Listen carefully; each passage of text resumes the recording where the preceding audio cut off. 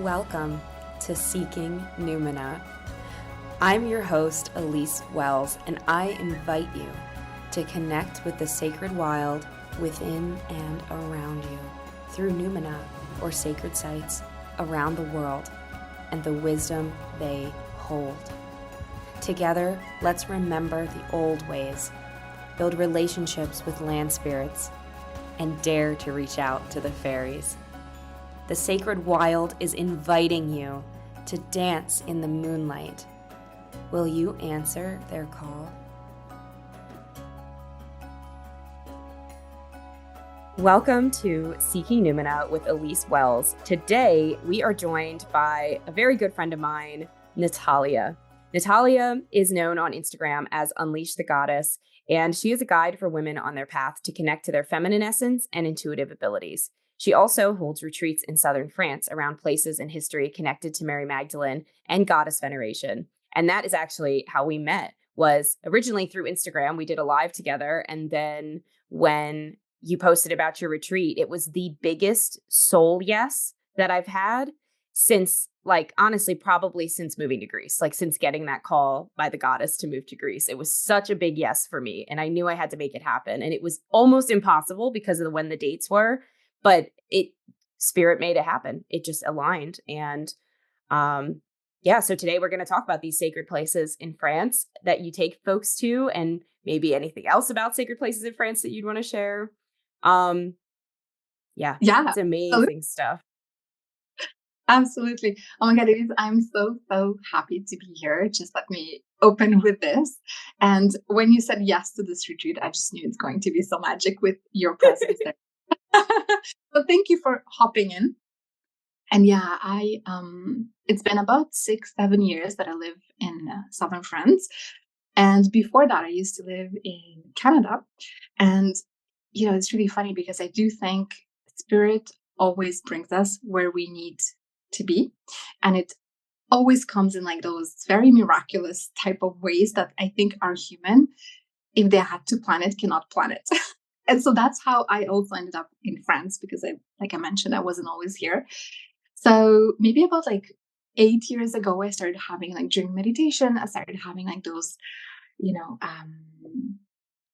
nudges from the spirit world of, oh, you have to move to southern France and you have to follow the footsteps of Mary Magdalene. And I was like, who on earth is Mary Magdalene? I didn't even know. And then I was like, okay, maybe I'll somehow move and quit my job. I was working as an occupational therapist, tell my husband, quit his job. And then I was trying to calculate it and I couldn't find a rational way of making this happen. I mean, we had our family there, the kids were there, everything was stable, we had a house. And so I just released it. And I told Spirit, I'm like, okay, if you want me to move to southern France, I need help. I cannot figure this out. And I'm going to just let it go. And literally, maybe I think not even a month after that, my husband calls me from work and he's like, hey, Nat, do you know there is a job opening in Toulouse? Should I apply? And I was like, Toulouse? Southern France? And the land of Mary Magdalene. Well, I didn't ask him if it's the land of Mary Magdalene because he would be like, what are you talking about? But yes, apply. He applied, and within not even a month, he passed all the interviews. And they said, can you be there? I think it was end of June. And they said, can you be there in September? And we just looked at each other and we're like, do we just sell the house, take the kids, and move to southern France? And he was like, do you want to? I'm like, yes. It feels like such a total soul yes. And I think this is also kind of we met when you follow this deep soul. Absolutely yes. That's where the magic really unfolds and takes you to places you wouldn't even think existed or were possible. And this is kind of what brought me to southern France. And from there, I was like, okay, well, thank you for bringing me here. Who is Mary Magdalene? And this is where the quest unfolded. And I have been studying her lineage, and I've been studying her history, and I've been studying and exploring and learning more about the places dedicated to her here in southern France. And there is so many magical places. And then I also realized there's also quite a lot of places that were dedicated to the veneration of the goddess, and like through time they also changed names and changed, I would say, patrons to whom it was dedicated. So maybe it was like a site of Isis, it became Venus, then it became Saint somebody, maybe it was even Mother Mary or some kind of like a feminine saint when once it got Christianized. And so it was very interesting also to see how it's all intertwined in history here. Yeah. Yeah. So I feel like the biggest questions people would have about the south of France and the sacred places that you found there are, where are they? Like in my book, Sacred Wild, I always talk about the different types of land spirits and how you can meet them at different places. And I call those places elders. And Mm. certain places it's caves, certain places it's rivers. There's different elemental currents to be found. So have you noticed that there are certain elders, certain types of landscapes that are inhabited by sacred energies? Oh, I love this question so much. So the way that, what I love saying is, where there is goddess, there is water. And so I realized that a lot of places dedicated to the feminine and dedicated to the goddess, there is always some kind of either a water spring or a river or some kind of body of water. And I actually found quite a few of them that are just so beautiful and so miraculous in their own way. Because the way I see it, I think water has consciousness of its own, and water carries memory. And I think each type of water has a very different frequency and has a very different medicine. And so, actually, a lot of those places have some kind of bodies of water around. And very often, it's also going to be water springs.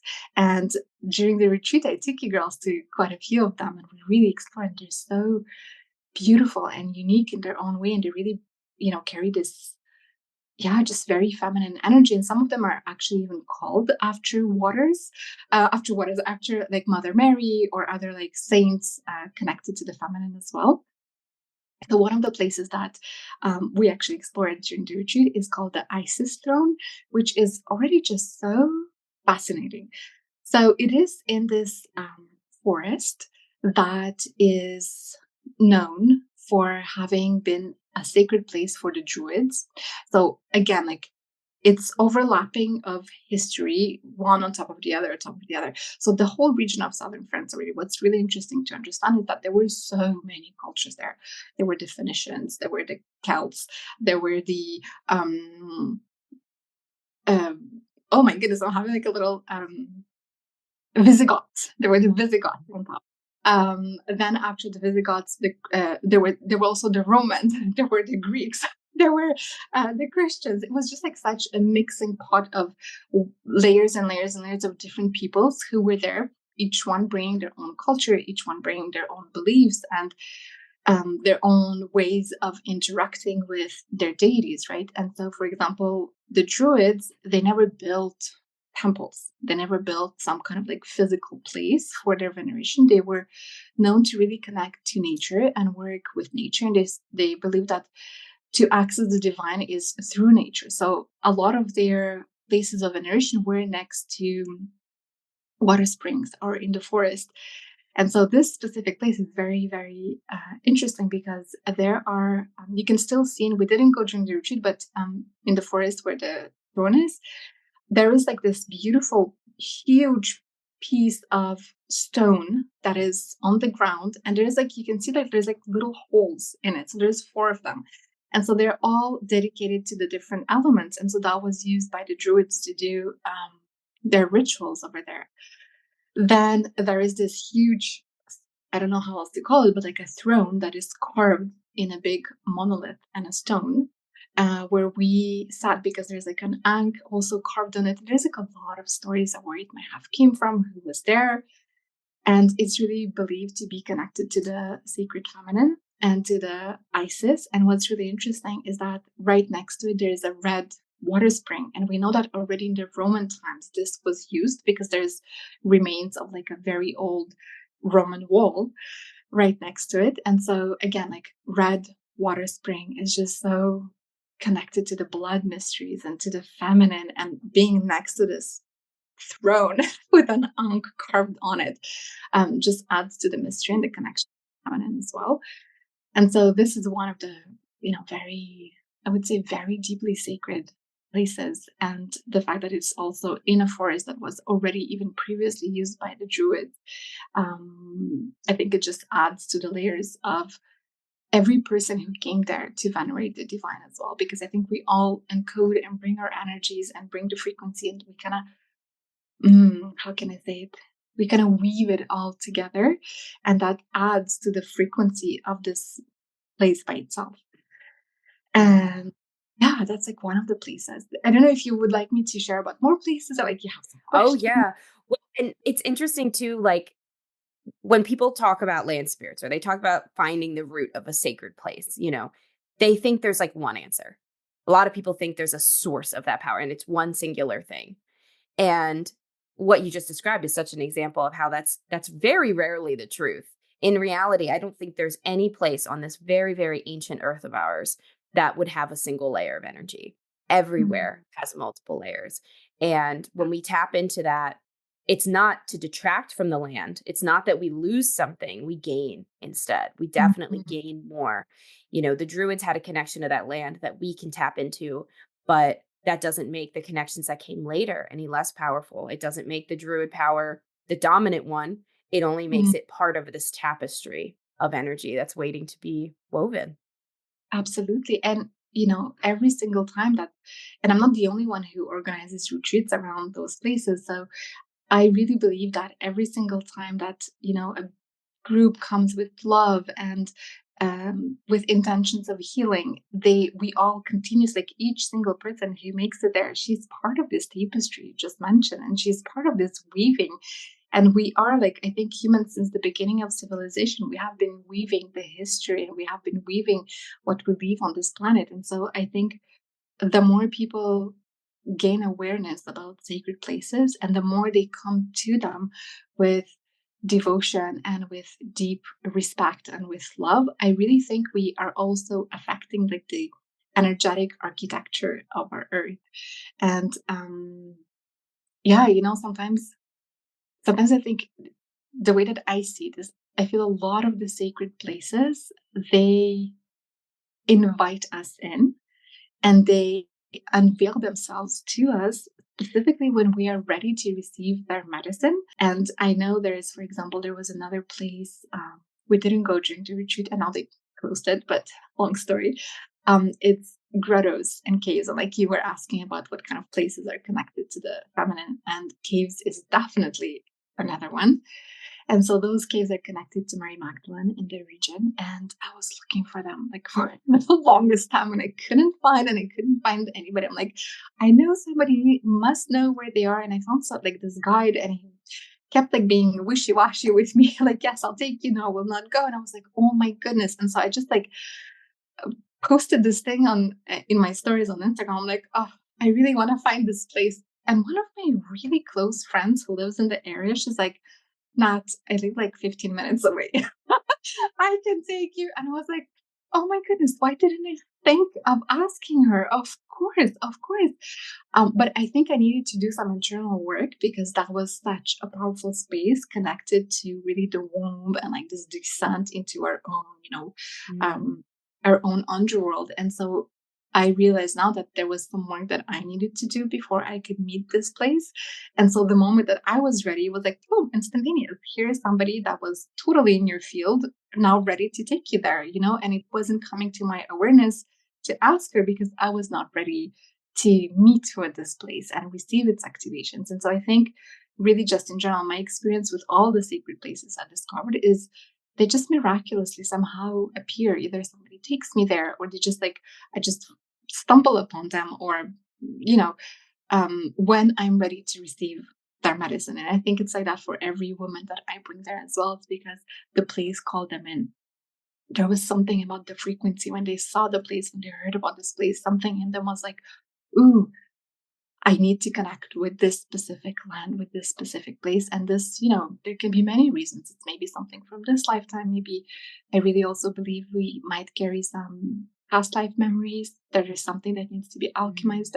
So yeah, that's just a little bit how I interact a lot with them sacred places.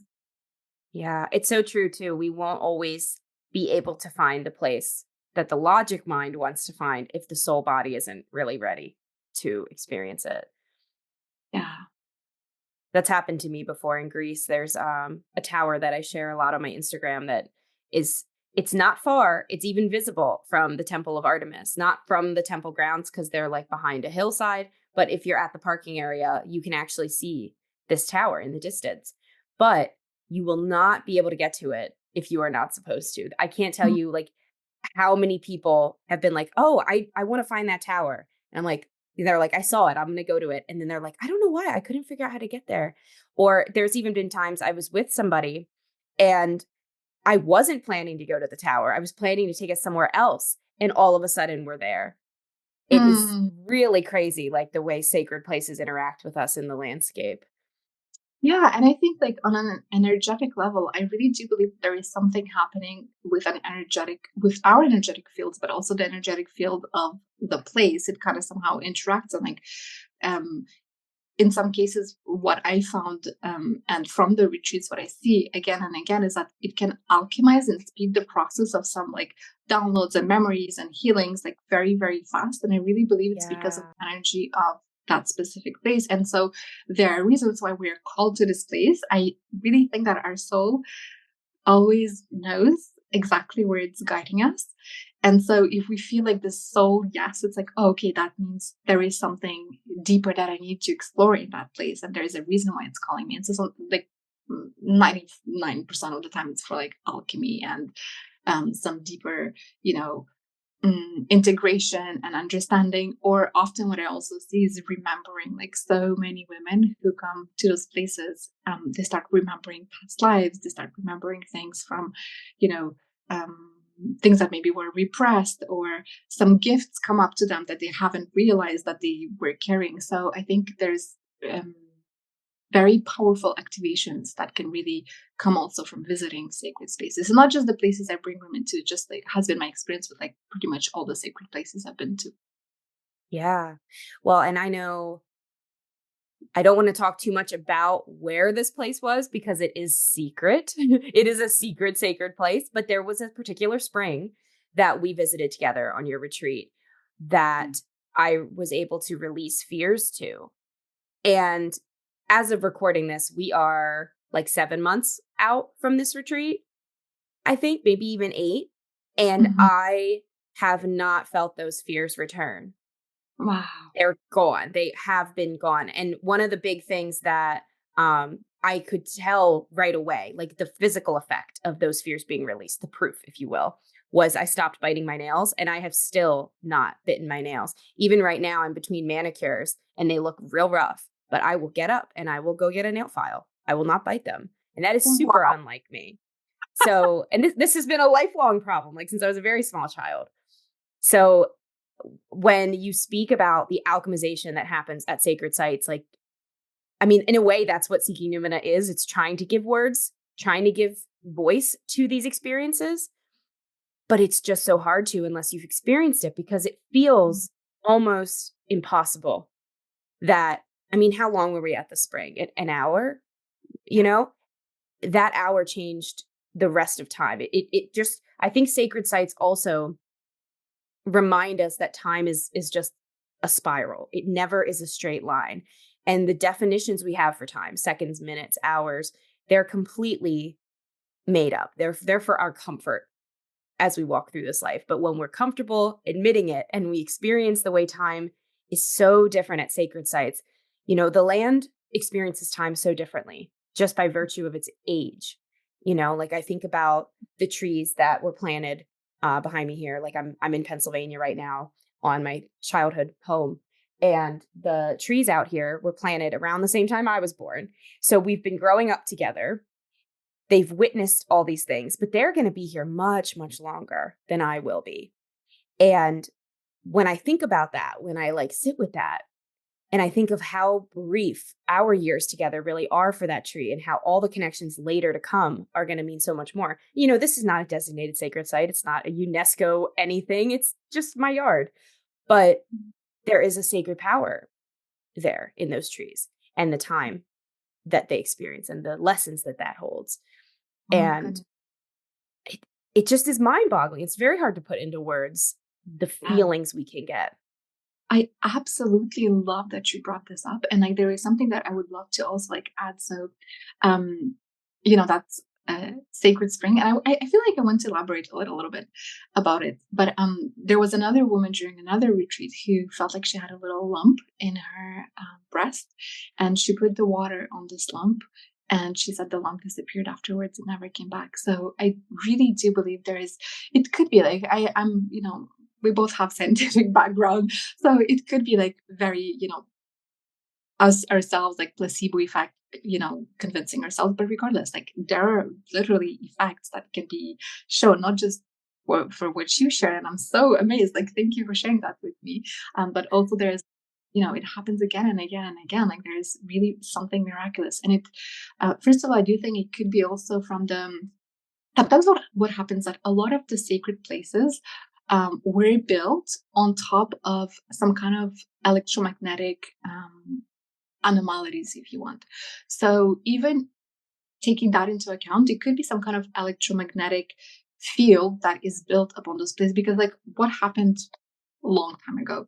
So thousands of years ago, when tribes were moving and like looking for new places to install themselves, most often what would happen is that there would be the shaman, and how in France they call it le sourcier, is like the sorcerer, the one who walks around with like rods and looks for underground water. Because when you work with different types of water, the underground water is always known to have like its own very strong electromagnetic field when there is underground water. So there is like the underground water that creates different electromagnetic fields, and also how would you say, like cracks in the earth that really like has a lot of telluric energy coming up. And so a lot of the sacred places and later on cathedrals and churches were built on top of those sites with like, you know, energetic anomalies that do affect us physically as well, because we all have like an energetic body. So I think it's also important to keep that in mind, like not just like from a woo-woo perspective, which I love, but also from, like literally energetically, there is a difference in the electromagnetic field. And so what's really interesting is that I love how you brought up the fact that like the trees, they, for them, the experience of you is so much shorter. And so I'm thinking, I actually never thought of that perspective in this specific terms, is imagine those places that stood there for thousands and thousands of years, and like this water that has been there for like millennia. How do they experience us as well, right? Like, yeah, this activation is so powerful. Thank you for this reframing. And I would love to go back also to that, secret water spring. It's very beautiful because it's also in a forest. Um, and, I think we can all feel when you enter this forest, there is something very sacred, because every single time everybody stops talking loud and starts whispering. And to me, when nature naturally invites you to whisper and lower the tone, that really speaks for itself of like the sacredness. Like it's as if we feel it somatically, we feel it viscerally, that we are in the presence of something sacred, and so we should lower our voice. And that just naturally occurs every single time we get there. And so it isn't this beautiful forest, and it's a water spring that comes out of the mountain, the little hill, and flows into what I can best describe as a stone bath that has been carved, I don't know, probably thousands of years ago. And I've been looking for the longest time for, finding some kind of historical resource, and I literally can't find anything on this place. But I do love talking to the locals, because I think there's a lot of folklore and there's a lot of, stories that you can also receive from the people living around. And what I understood, it has been there for like at least 1,000 years, and that it is most probably was used for death and rebirth rituals, which is really fascinating, especially taking into consideration this water, because it is a water that is known for like, in French they say imputrescide, so there is like nothing grows in this water. And so imagine this like water spring that is, you can't even see it because it just really like slowly drips into this big bathtub, and there is nothing. There is not one algae, and this water is, pretty stagnant. It's not like it flows. And so normally in those conditions, there would be some kind of algae, especially like we went in May, it's getting warmer already. But there is nothing ever. And the water is like crystalline and so clear. And so I'm from Russian background, and I know like in Slavic traditions, we have this thing that is called live water and dead water. And so one time I wanted to connect to this water, and like I sat down with it, and I asked it, I'm like, "Are you dead water?" And what I heard was such a clear message. Is like, I'm not dead water. I am the water of the highest and purest frequency that exists. And I was like, mm. And then I thought about it. I'm like, what is death?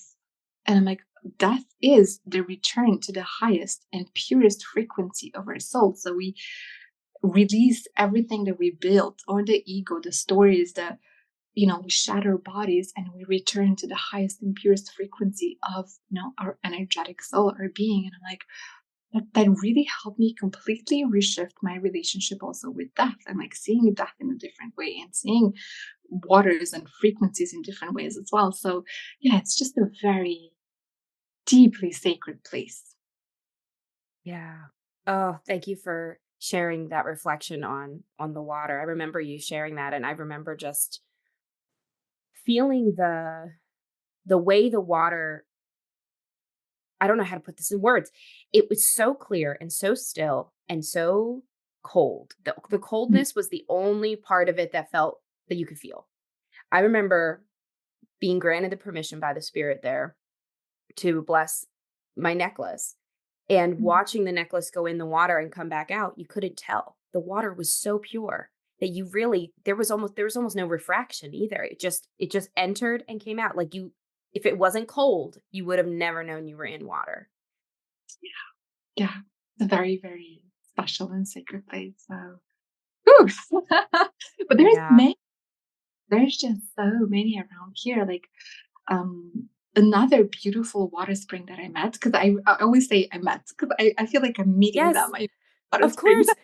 Yes, they're spirits. Yeah, that's so true. There's another beautiful one that I met that I really love. It's in this it's not far from this a little town that's called Minerve. So already it's named after a goddess, like Minerva. And then it is in this pink marble valley. So it's like in a canyon, if you want, and everything is, inside the canyon is like pink marble. So already just the frequency of Wow. pink, so feminine. And then right next to there's like a little church with a black Madonna inside. And to me, what I realized is a lot of the sites that are connected to Black Madonnas are often connected to more ancient Venus and Isis veneration sites. And it's just something that keeps coming up again and again in history. I'm not saying all of them, but a lot of them. And so this beautiful water spring, to me, it's like the most feminine, sweet. Like, it's not actually sweet by taste, but like energetically it is just so sweet and so loving. um it's like the most delicious water you ever tasted. And so the story is that like right next to the water spring there was like this little black Madonna that one time just appeared. And the people who lived around, they took her, they brought her to church or something, and the next day she was back there again. And then they brought her back and she was back there again and again. And then they're like, okay, she doesn't want to be moved. We're going to build a little chapel for her over there. And this water spring came up also, and it helped heal mostly for fever, but also for the eyes. And so to me, what I realized like through folklore, um, a lot of the things sometimes are a little bit coded. And so what I realize is like often when you talk about eyes, it's also about like the spiritual eyes. So like literally you can see, Mhm. so probably some kind of place of initiation around here. Because a lot of the water springs that are connected to eyes and like curing the eyes and being able to see. So yeah, so that was another like really beautiful magical spot. Also, there is a lot of standing stones and menhirs and places of initiations like 8,000, 9,000 years old. It's France is just pure magic. And like you asked me where the magical places are, they're like everywhere. And I've only really concentrated on exploring like the southwest of France and a little bit of Catalonia and Spain. Um, but I know there's a lot of places up north as well that I just didn't get the chance to get to just because there is so much.